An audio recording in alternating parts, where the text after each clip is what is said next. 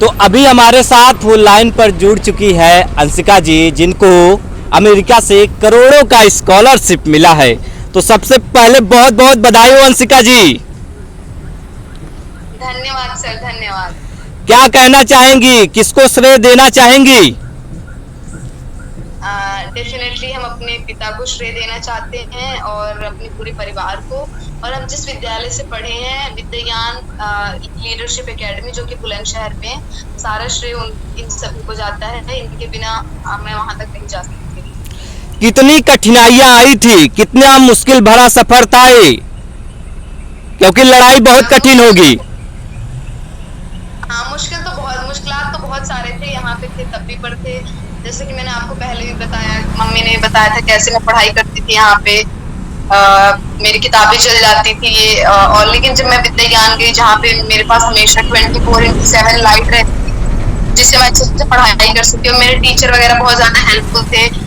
उस बीच में भी कुछ कठिनाइयां आती थी, लेकिन मेरे पिताजी मुझे हमेशा से प्रोत्साहित करते थे, तो उनकी मदद से मेरी सारी कठिनाइयां कम हो जाती थी। आपको ये स्कॉलरशिप कैसे मिली, कुछ बताएंगे इसके बारे में? क्या प्रोसेस रहा है? हाँ जी, इसका प्रोसेस बहुत लेंदी है। तो मैंने अपने अध्यापकों और काउंसलर के हेल्प के द्वारा मैंने यूनिवर्सिटीज को पहले सेलेक्ट किया। फिर अमेरिका में अप्लाई करने का एक अलग ही प्रोसीजर होता है, तो उनके तहत मैंने अप्लाई करने की कोशिश की। और बहुत सारी चीजें होती हैं, लाइक उसमें एलओआर्स होते हैं। एलओआर्स मतलब टीचर से रिकमेंडेशंस में लेने होते हैं, और कुछ इंग्लिश के टेस्ट पास करने होते हैं, एसेज लिखने होते हैं, अपनी प्रोफाइल भेजनी होती है, और अपने क्लास 9वीं 10वीं 11वीं 12वीं के स्कोर्स भेजने होते हैं।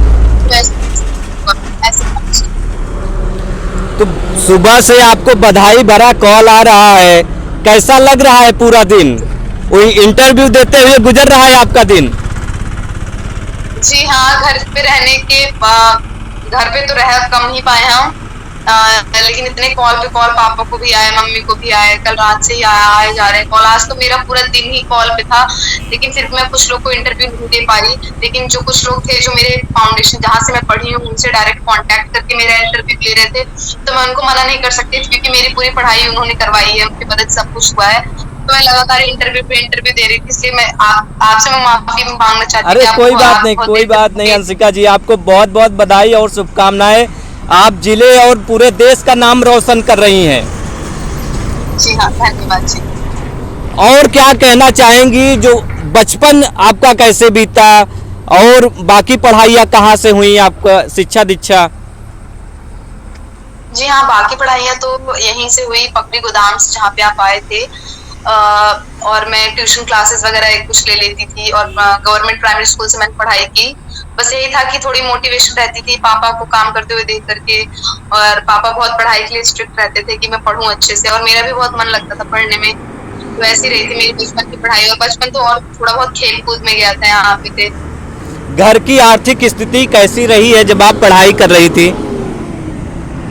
हाँ, उस समय तो घर, क्योंकि मेरे पांचों भाई, उस समय मेरे पापा को पांचों भाई बहन की देखभाल करने की सब कुछ पापा ही करते थे, और मम्मी कुछ नहीं। कुछ टाइम मम्मी सिर्फ एक गृहिणी थी, और पापा को इतना सब कुछ करना पड़ता था।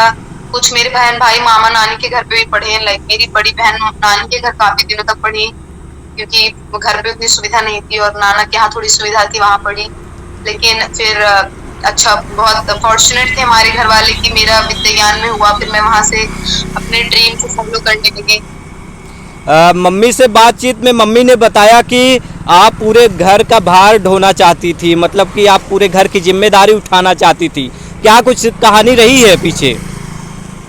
जी हाँ, पापा को देख करके कि सबको पापा इतना ज्यादा मेहनत करते हैं। एक नॉर्मल इंसान को 7 से 8 घंटे काम करना चाहिए, लेकिन मेरे पापा 15-15, 14-15 घंटे काम करते हैं। तो उनको देख करके यही लगता है कि इस उम्र में भी पापा इतने देर तक बस हम लोग के लिए काम करते हैं। तो मेरा ये वो बनता है कि मैं, जब मेरे पापा मेरे लिए इतना सब कुछ करके आए हैं, तो पूरा तो उनका नहीं कर्ज में अदा कर सकती, लेकिन जितना हो पाएगा मैं पापा के लिए, अपने बहन भाइयों सबके लिए करने की कुछ ना कुछ कोशिश करूंगी। मम्मी बता रही थी घर खपरेल का था, आज ठीक ठाक घर है। तो फिर क्या कुछ कहानियां रही हैं पीछे से, थोड़ा दर्शकों को बताइए, जिससे और लोग भी आगे बढ़ चुके जो बढ़ना चाहते हों, क्योंकि बहुत लोगों को कम जीवन में होता है जो आगे बढ़ पाते हैं। हाँ जी, पहले हमारे घर एक अप्रैल का घर था जिसमें हम सातों भाई बहन सब लोग रहते थे।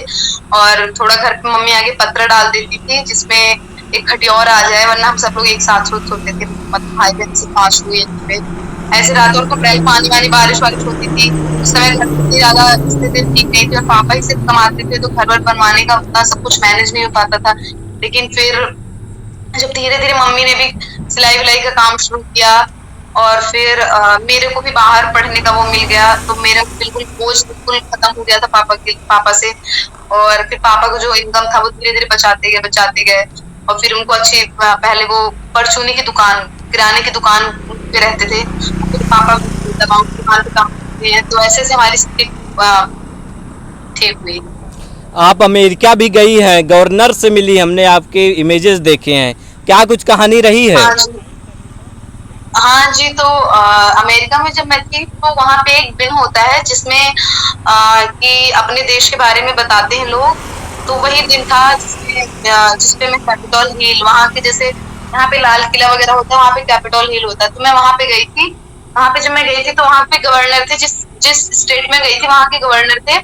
फिर मुझे उनसे मिलने का मौका मिला, वो पूछ रहे थे मैं कौन से देश से हूँ और मैं क्या क्या कर रही हूँ, यहाँ पे क्यों आई हूँ, सब मेरी बातचीत हुई थी उनसे, तो ऐसे मुझे मौका मिला था। ये कौन सी चीज़ आप देश को बताना चाहेंगी जो अमेरिका में हो और भारत को में भी वो होना चाहिए? कोई सुझाव हो भारतवासियों के लिए? हाँ, सुझाव तो बस ये, हम मेहनती तो बहुत है, ये तो पूरे दुनिया जानती है कि भारतीय बहुत मेहनती है, हम मेहनत में कोई कसर नहीं छोड़ते हैं। बस यही है कि हम लोग थोड़ा रिस्पॉन्सिबल नहीं बन पाते हैं अपनी पर्यावरण को लेकर के, कि बस मुझे यही चीज लगता है कि भारतीय को थोड़ा और रिस्पॉन्सिबल होना चाहिए अपने सराउंडिंग को लेकर के, साफ सफाई रहे, कहीं भी थूक देते हैं, कहीं कुछ फेंक देते हैं, बस यही यही चीज ध्यान रखे तो अपना भारत देश तो है ही अच्छा। बाकी जो छात्र पढ़ाई कर रहे हैं उनके लिए क्या कहना चाहेंगे, क्या कुछ मोटिवेशन के तौर पे कहना चाहेंगी? बस यही कहना चाहूंगी कि अपने अंदर विश्वास रखिए, किसी कोई कुछ उल्टा पुल्टा बोल रहा हो उस पर ध्यान मत दीजिए। तुम इस करने लायक नहीं हो, तुम इस करने लायक नहीं हो, तुम नहीं कर सकते, तुम लड़की हो, तुम लड़के हो, तुम्हें पढ़ाई करवानी चाहिए, ये सब कुछ मत सुनो। अगर तुम्हारा पढ़ने का मन है, तुम्हारे अंदर वो जोश है, जील है, और तुम्हें पता है कि तुम कर दिखाना चाहते हो कुछ, चाहे तुम्हें जीरो से ही शुरुआत क्यों न करनी पड़े, अगर तुम्हारे अंदर वो जज्बा है कि तुम्हें करना है तो जीरो से, माइनस से भी स्टार्ट करें और मन लगा के करें तो सब कुछ पॉसिबल है। बस यही ध्यान में रखिए, अपने साथ ट्रू रहें, ट्रू टू योर सेल्फ रहें, अपने साथ कुछ गलती मत कीजिए कि नहीं मेरे पापा सिर्फ उनको पढ़ा रहे हैं, मेरे लिए नहीं कर सकते, नहीं, तुम्हें उसके लिए खुद के लिए लड़ाई करनी है, तुम भी पढ़ोगे। ये नहीं कि रुक जाओ बस उसको पढ़ा सकते हैं मुझे नहीं, कुछ और रास्ते होते हैं उसको निकालने की कोशिश करो। कुछ कठिनाइयों की वजह से अपनी पढ़ाई मत रोको, क्योंकि पढ़ाई ऐसी चीज है जो तुम्हारी हर नैया को पार लगा सकती है। क्या बात है! अंशिका पटेल जी का साफ कहना है कि पढ़ाई एक ऐसी चीज है जो नैया को पार लगा सकती है। और आज अंशिका पटेल अमेरिका जाएंगी पढ़ने और पूरे देश का नाम रोशन करने। बहुत बहुत धन्यवाद अंशिका जी, बेस्ट ऑफ लक, बहुत बहुत बधाई। धन्यवाद जी, धन्यवाद जी।